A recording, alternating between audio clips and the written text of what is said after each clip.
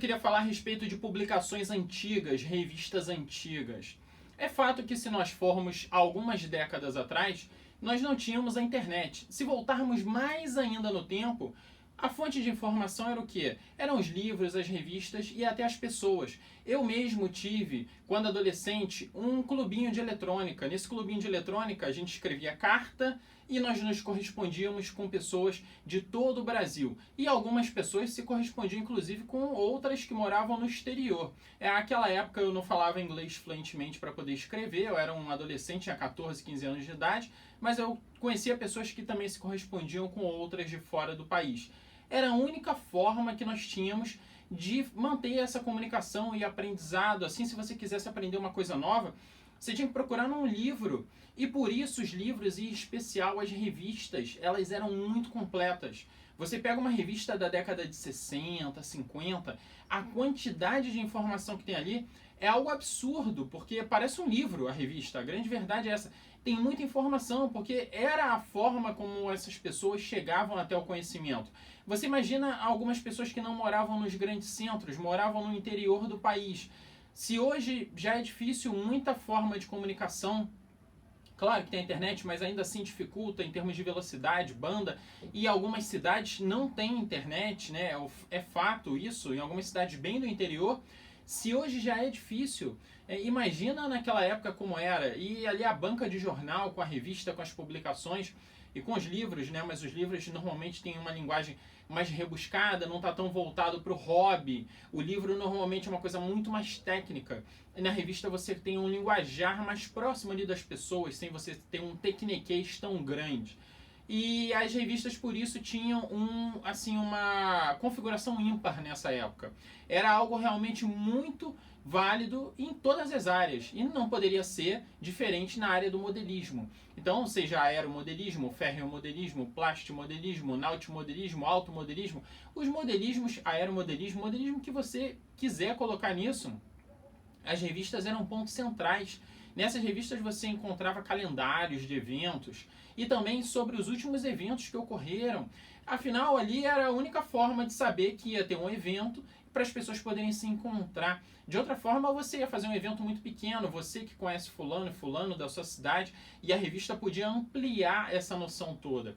E não só isso, as revistas eram tão completas que elas traziam umas matérias em extrema profundidade. Eu, no meu caso, que gosto muito dessa parte da eletrônica, gosto de analisar como na época eles tratavam da eletrônica dentro do modelismo. O modelismo de uma forma bem ampla e geral, né? Que eu estou falando que as revistas também eram assim, elas traziam tudo de modelismo ali dentro. E olhando essas revistas, a gente pode perceber a qualidade dos projetos, os artigos que tinham. Assim, de certa forma, em alguns momentos parece que você está vendo até, claro, em alguns capítulos da revista, em alguns trechos, né? Parece que você está vendo uma revista de eletrônica, porque tem lá ali os circuitos, tem explicando os blocos, o funcionamento. Tem uma dessas reportagens que eu trouxe só para dar uma pincelada aqui nas imagens para vocês verem, do Edgar Mamini. Edgar Mamini é um ícone assim no Brasil, dentro do modelismo, seja no nautimodelismo, seja na parte do ferromodelismo. E assim, ele teve muito envolvido, eu não sou profundo conhecedor da sua arte, eu conheço algumas coisas, ele tem livros publicados, e realmente ele, assim, de longa data vem trabalhando e várias vezes ele foi colunista, pelo que eu pesquisei, escrevia para revistas de modelismo. Inclusive um desses artigos que eu estou colocando aí as imagens são referentes a artigos publicados e escritos por ele. E ele está falando de um controle remoto, está explicando quais são os blocos de um controle remoto. É claro que assim, é importante a gente analisar que ele está falando isso na década de 60, se eu não me engano essa revista é de 68, alguma coisa assim. Então a gente tem que ver que muitas coisas aconteceram, mas para aquela época, né, ele mostrando esse controle remoto, um controle remoto simplificado, claro, mas assim, sem muitos controles como nós temos hoje, com a possibilidade de controlar os servos em posicionamento, já que a gente tem o feedback de onde está o servo, em que momento está o braço, ou seja, era um momento diferenciado do momento que a gente vive hoje em termos de eletrônica, né? Isso é importante deixar claro. Mas ainda assim eles traziam uma coisa riquíssima, a revista toda era muito rica com muita informação. Hoje em dia, até em muitos blogs, muitos locais, você não vê tanto conteúdo e tão bem escrito, né? Pô, e hoje nós temos acesso a muita coisa. Só que muitas vezes as informações hoje na internet elas estão meio sem pé nem cabeça, ela começa e ela não termina, aí tem um meio aqui que apareceu sem um início, coisa do tipo. Ali você tinha revista a revista, né? Obviamente. Tanto que, né, nesse artigo, por exemplo, ele falava que na revista seguinte ia trazer mais coisas de eletrônica, circuitos práticos e tal.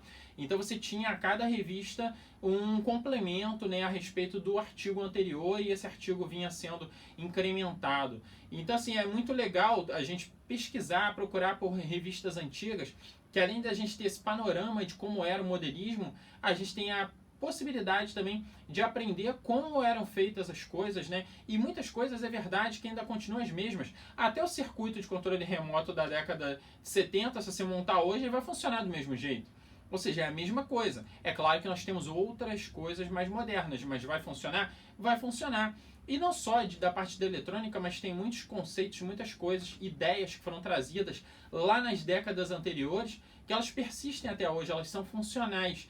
E então a gente tem possibilidade de pegar esse material e fazer uso, ler e consumir e dali produzir alguma coisa com base nesse material. Então deixo a dica aqui que na verdade você não precisa tão somente ler o que há de mais atual. Pega lá a coisa mais antiga, procura na internet, tem tanta informação. Hoje a gente tem disponível, é só querer procurar, ir lá, botar lá no Google e tal, fazer a busca, que tem muita coisa bacana sobre o antepassado, né? Nossos antepassados, como é que eles faziam, mas são coisas, como eu disse, configurações que são absolutamente possíveis de ainda serem realizadas no dia de hoje.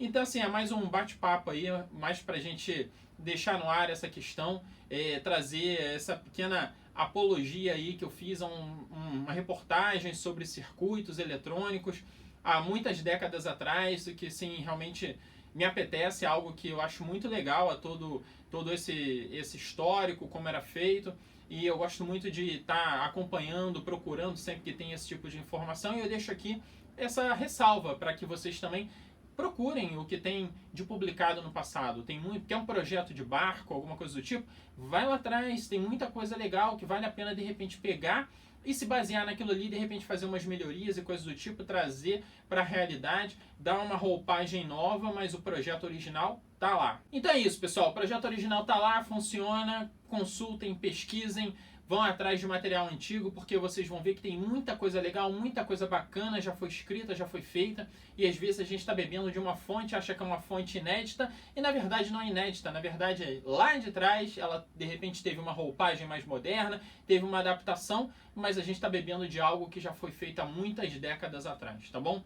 Então é essa dica aí, esse recado que eu deixo, e a gente se vê aí no próximo vídeo, tá bom? Um abraço, pessoal, até lá, tchau, tchau!